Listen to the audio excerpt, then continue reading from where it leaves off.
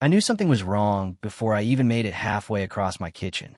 Not because I saw anything, because I didn't hear anything.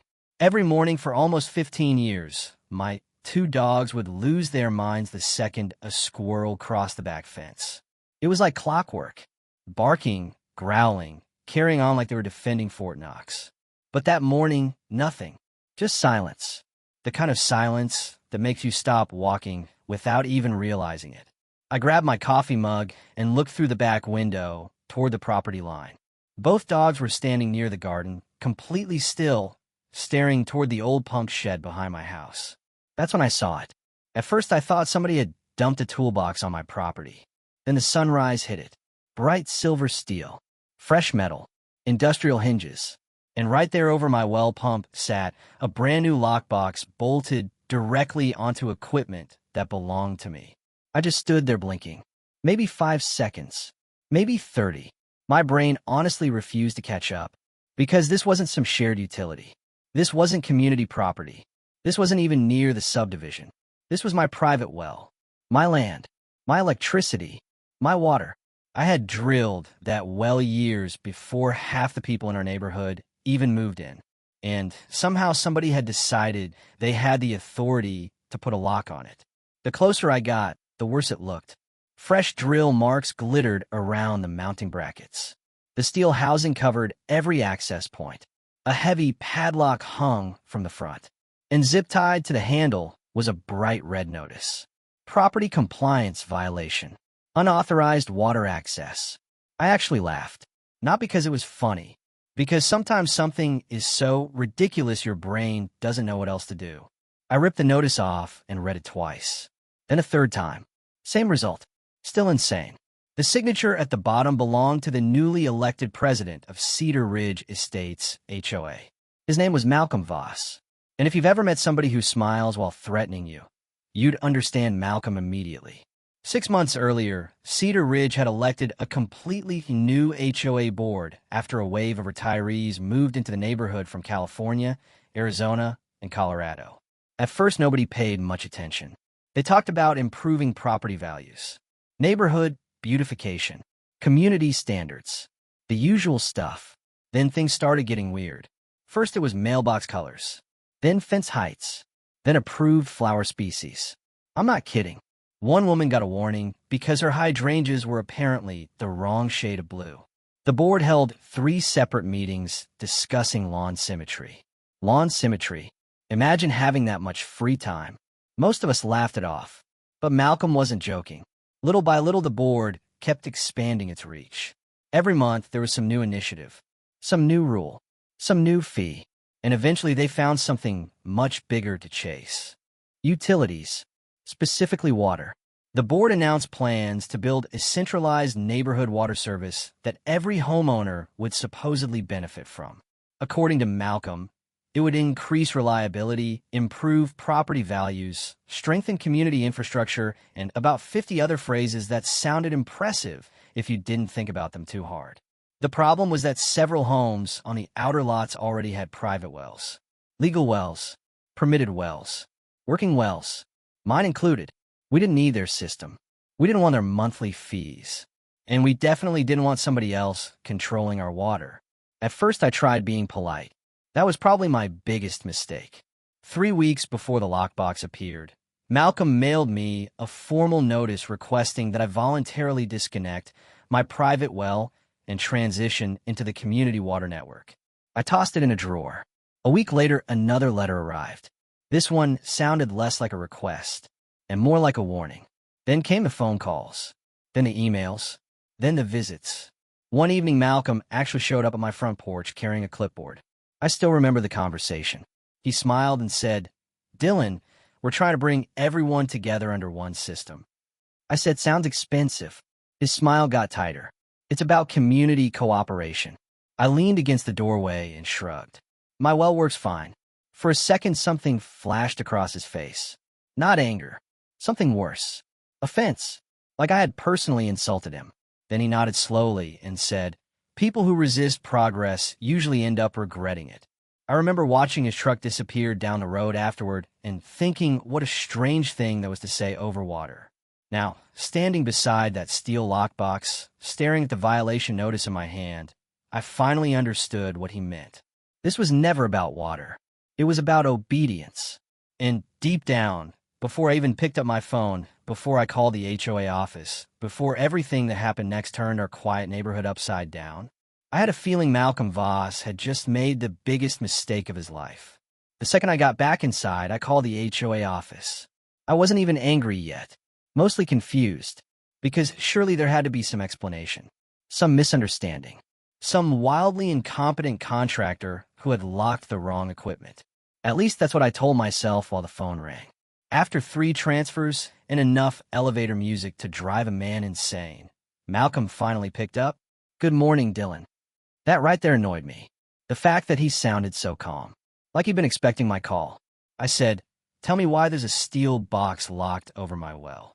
A pause, then a soft chuckle. Not nervous, not embarrassed, amused. "Dylan," he said, "we were wondering when you'd notice." I remember gripping the phone so hard my knuckles turned white. "You've got 1 hour to remove it." Another chuckle. "If you intend to remain part of this community, cooperation is no longer optional." There it was, the real message. Not hidden, not dressed up, just sitting there in plain English. Cooperate, or else. I hung up before I said something stupid. That afternoon I called a county office, then another one, then a state permitting department. Every conversation ended the same way. Nobody could find any regulation giving an HOA authority over a privately permitted groundwater well. Nobody. That should have reassured me. Instead, it made me nervous.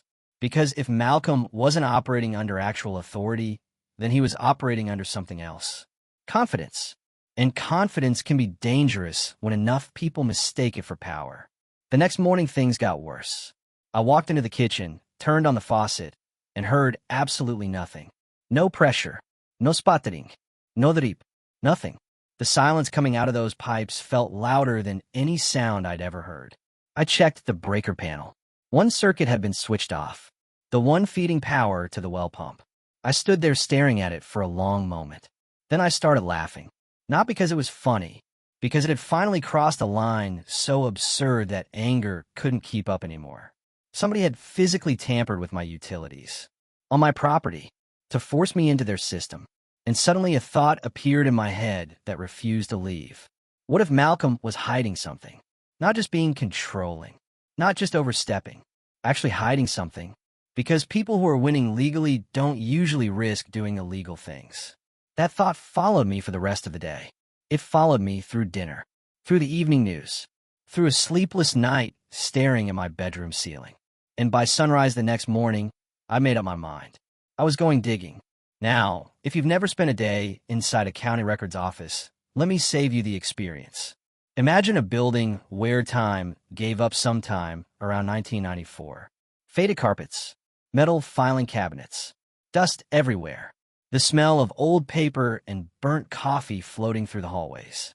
I drove 45 minutes into the county seat and spent nearly 7 hours buried in maps, permits, utility filings, environmental reports, and zoning records. At first, I found nothing. Then I found something strange.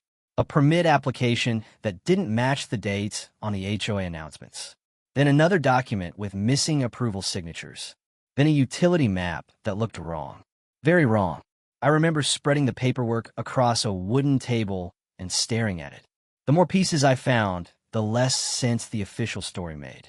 According to HOA newsletters, the community water system was a brand new infrastructure project. According to county records, it wasn't. Not even close. The pipe network feeding Cedar Ridge wasn't originally designed for residential use at all. It had started life nearly 12 years earlier as part of an agricultural irrigation system serving a former pecan farm outside county limits. The more I dug, the uglier it got. There were modification permits that had never been approved, inspection records that simply didn't exist, water treatment certifications missing entirely, required testing reports nowhere to be found. I kept flipping pages. My stomach kept sinking. By the time I finished, I realized something that made the hair stand up on the back of my neck. The HOA wasn't operating a legitimate residential water utility. They were operating a patched-together irrigation network and charging homeowners monthly service fees for it. I leaned back in my chair. The old ceiling fan above me clicked slowly. Back and forth. Back and forth. And for the first time since this whole thing started, I wasn't angry. I was excited. Because suddenly the lockbox made sense. The threats made sense. The pressure made sense. Malcolm wasn't forcing people into the system because it was better. He was forcing people into the system because he needed everyone connected. Every homeowner who remained independent was a reminder that participation wasn't actually mandatory. And if enough people asked questions, the whole thing could collapse. I spent another 2 hours copying records, photographing maps, highlighting permit numbers, building a paper trail. Then I drove home without saying a word to anyone. That night, I spread everything across my dining room table.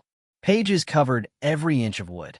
The evidence looked like something out of a detective movie. Around 8 o'clock, I called the State Water Resources Compliance Division. The woman who answered sounded exhausted, like she'd spent 20 years listening to complaints about drainage ditches and broken culverts. At first, her voice barely changed while I explained the situation. Then I mentioned the lockbox. Silence. Then typing. Lots of typing. Wait, she interrupted. They physically restricted access to your permitted groundwater source? Yes. More typing. And the residential system they're requiring homeowners to join, is it registered through state distribution licensing? No, ma'am. Another pause. Longer this time. I could practically hear her reading something on a screen. Then she finally exhaled, slowly, and said words that felt like music. Sir, if the documentation you have is accurate, this appears to be a significant compliance violation. Significant compliance violation. That might sound boring to most people. To me, it sounded beautiful. She asked me to email every document I had collected. I sent everything within the hour. Maps, permits, photos, notices, the lockbox, the breaker, every single piece. Before hanging up, she told me investigators would likely review the complaint and determine next steps. Could be weeks. Could be longer. Government timelines aren't exactly famous for speed. Still, I slept better that night than I had in days. Meanwhile, Malcolm kept escalating. Violation notices appeared on my door every few days. Unautorised utility usage. Community non-compliance penalties. Potential lien review. Administrative fines. The language got more aggressive with each letter. Almost desperate. Then one afternoon, I spotted Malcolm driving slowly past my house in a golf cart with 2 board members riding beside him, like some kind of suburban parade. He waved. Actually waved. That smug little smile sitting on his face. The kind of smile people wear when they think they've already won. I waved back. And for the first time since this started, I smiled too, because Malcolm thought I was isolated. He thought I was cornered. He thought I was running out of options. What he didn't know was that somewhere inside a state office, people with badges, clipboards, and legal authority were already reading his paperwork. And if my instincts were right, they were about to discover something far worse than an independent homeowner refusing to cooperate. They were about to discover an entire neighborhood built on a lie. And 2 weeks later, just after 8 o'clock on a Tuesday morning, I looked out my front window and saw 3 white government trucks rolling into Cedar Ridge Estates. That's when I knew the real show was finally about to begin. At first, I thought it might be a utility crew. Then I saw the logos on the doors. State inspectors, county compliance officers, environmental regulators. And parked behind them was a sheriff's vehicle. I nearly dropped my coffee. For a second, I just stood there staring through the window. Then I stepped out onto my porch and watched the convoy roll deeper into Cedar Ridge. The neighborhood woke up fast. Front doors opened. Garage doors lifted. People wandered outside pretending they weren't interested while very obviously being interested. Within 15 minutes, small groups had formed along sidewalks and driveways. Everyone was watching, especially Malcolm. I spotted him almost immediately. He came storming out of the clubhouse, carrying a thick binder under one arm. Even from a distance, I could tell he was rattled. The confident smile was gone. The relaxed posture was gone. For the first time since I'd known him, Malcolm looked nervous. He walked directly toward the lead inspector and immediately started talking. A lot. Hands moving, binder opening, pages flipping. The inspector barely reacted, just kept writing notes. As more vehicles arrived, teams spread throughout the neighborhood. Some collected water samples. Others photographed equipment. A few followed underground utility maps. Nobody seemed interested in Malcolm's explanations. And that was when things started unraveling. First, around mid-morning, a group of inspectors moved behind the clubhouse toward a landscape flower bed most residents never paid attention to. A few workers removed decorative stones, then some mulch, then a wooden cover. A crowd gathered almost immediately. People started whispering, pointing, taking photos.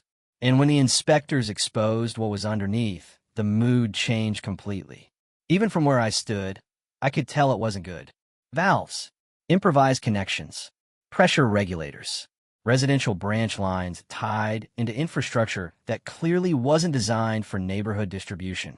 The inspectors documented everything. Every pipe, every fitting, every modification. The sheriff spent several minutes speaking with one of the investigators before stepping aside to make a radio call. That's when Malcolm's face went completely pale. Not embarrassed, not frustrated, terrified. The kind of look people get when they suddenly realize a situation has moved beyond their ability to control it. By lunchtime, emergency notices started appearing throughout Cedar Ridge. Officials went door to door posting warnings. Residents were instructed not to drink the community water, not to cook with it, not to use it until testing could be completed. The reaction was immediate and ugly, because here's something I've learned about people. They'll tolerate a lot when a problem feels theoretical. The second it affects them personally, everything changes. Neighbors who had defended the board for months suddenly wanted answers. Families started demanding explanations. People gathered outside the clubhouse. Voices got louder, then louder still. One homeowner shouted, "You told us this was approved." Another yelled, "We've been paying for this for years." Nobody had much interest in Malcolm's speeches anymore. The spell had broken, and once authority loses credibility in public, it rarely gets a second chance. Then came my favorite moment. One of the inspectors walked across my property carrying a pair of bolt cutters. He nodded toward the steel lockbox covering my well equipment. "Mr. Carter, that's me. This the structure they installed?" I smiled. "Sure is." He examined it for maybe 10 seconds, photographed it, made a few notes, then positioned the cutters around the HOA padlock. The sound that followed was beautiful. One sharp metallic crack. That's all it took. The lock fell into the dirt. Just like that. Weeks of threats. Weeks of intimidation. Weeks of letters and fines and pressure. Gone in a single second. Another inspector removed the housing while documenting every piece. Photos, measurements, evidence tags. The whole thing looked more like a crime scene than a utility inspection. Once they finished, I walked over to my electrical panel, flipped the breaker back on, and waited. A few seconds later, I heard the familiar rumble. Deep, mechanical, reliable. The sound of my well pump coming back to life. I hadn't realized how much I'd missed that sound until I heard it again. I connected a garden hose and opened the valve. Water burst out in a powerful stream, sparkling under the afternoon sunlight. For a moment, everything seemed quiet.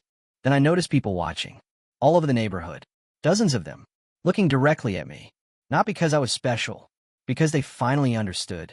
The independent homeowner they'd spent months treating like a troublemaker hadn't been the problem. The problem had been standing in a clubhouse the entire time. Over the next several weeks, the fallout was brutal. Regulatory penalties hit the HOA hard. Insurance providers started asking uncomfortable questions. Residents demanded financial records. Then investigators uncovered something even worse. Money. Of course it was money. A significant portion of the utility fees collected from homeowners had been routed into what the board described as administrative compensation. Fancy words, simple meaning. Certain board members had been paying themselves. The moment that information became public, whatever support remained disappeared overnight. Resignations followed. Lawyers appeared. Meetings were canceled. People stopped returning calls. And Malcolm? Malcolm vanished. One weekend his office was cleaned out. His truck disappeared. His house went up for sale. Nobody got a goodbye speech. Nobody got an apology. Just silence. Funny how people who love authority suddenly become hard to find when accountability arrives. Eventually, the HOA reached settlements with several homeowners, including me. They paid for repairs, removed every violation, reimbursed damages, and worked very hard to keep certain records out of public court proceedings, which tells you everything you need to know. These days, life is pretty quiet again. Most mornings, I still make coffee before sunrise. I still step onto my back porch. The dogs are older now, slower too. The neighborhood feels different, calmer, maybe wiser. And every once in a while, I'll turn on the kitchen faucet and listen to the water running for a few extra seconds. Not because I need to, because it reminds me of something. The strangest part of this whole story wasn't the illegal pipeline. It wasn't the lockbox. It wasn't even the investigation. It was how many intelligent people accepted something they knew felt wrong simply because someone spoke with confidence while giving orders. That's the part that sticks with me. Authority isn't the same thing as ownership. Confidence isn't the same thing as legality. And paperwork matters a whole lot more than personality when the truth finally shows up. Maybe that's the real lesson here. Most people don't lose rights all at once. They give away tiny pieces at a time because resisting feels uncomfortable, because keeping the peace feels easier, because nobody wants to be the difficult neighbor. Until one day they wake up and realize someone else has started making decisions they never had the right to make in the first place. So now I'm curious. What do you think? Was Malcolm a deliberate con artist from the beginning? Or do you think he started with good intentions and slowly got addicted to power? And have you ever dealt with an HOA, landlord, board member, or local official who pushed way beyond what they were legally allowed to do? Let me know down in the comments, because after everything that happened in Cedar Ridge, I honestly believe stories like this are a lot more common than most people realize. If you enjoyed this story, don't forget to like, subscribe, and share it with someone who loves real-life neighborhood drama. And remember, the next time somebody starts throwing rules around, ask to see the paperwork first.